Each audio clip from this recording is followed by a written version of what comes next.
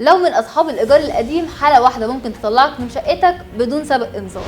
بعد سنين طويله من الجدل، القانون الجديد خلاص طلع للنور، اللي الرئيس عبد الفتاح السيسي صدق عليه واتنشر رسميا في الجريده الرسميه، وبدا تطبيقه من يوم 5 اغسطس اللي فات. والقانون ده معمول عشان ينظم العلاقه بين المالك والمستاجر بشكل عادل، لان طول السنين دي كان في مشاكل، لان السنين اللي فاتت دي كلها كان في شكاوى من الطرفين، طرف شايف ان الايجار القديم هيكون ظلم للملاك، وناس تانية شايفه ان تعديل القانون ممكن يطرد اسره كامله من بيوتها.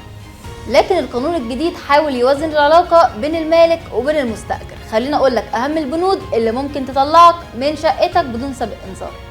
واول حاجه، القانون بيدي الحق للمالك الحق في الاخلاء الفوري لو الوحده المؤجره اتثبت مقفوله، او لو مش مستخدمه لمده اكتر من 12 شهر من غير سبب قانوني. يعني لو الشقه بقالها سنه كامله مقفوله ومفيش حد ساكن فيها ولا بيستغلها، المالك من حقه ان هو يطلب الاخلاء الفوري. والهدف هنا ان الشقه ما تبقاش مقفوله او متعطله في وقت الناس مش لاقيه فيه سكن.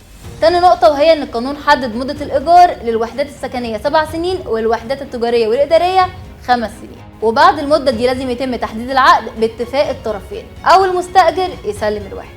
وكمان في حاله لو المستاجر او حد من اقاربه امتلك وحده سكنيه في اي نشاط سكني او تجاري. يعني باختصار مش هينفع يكون عندك شقه تانية وتسكن في ايجار قديم باجر رمزي. القانون كمان بيحاول يخلي السوق اكتر استقرار، فبيسمح باعاده تغيير القيمه الايجاريه كل فتره عشان تبقى قريبه من سعر السوق من غير ما يبقى فيه مفاجاه للمستاجر. فكل اللي سايب الشقه فاضيه او بيخالف البنود لازم يعرف ان في اجراءات صارمه ممكن توصله للاخلاء الفوري، فخلي بالك. وبكده نكون وصلنا لنهايه الفيديو. تابعونا على صدى البلد عن كل حاجه تخص شؤون الاسكان الاجتماعي.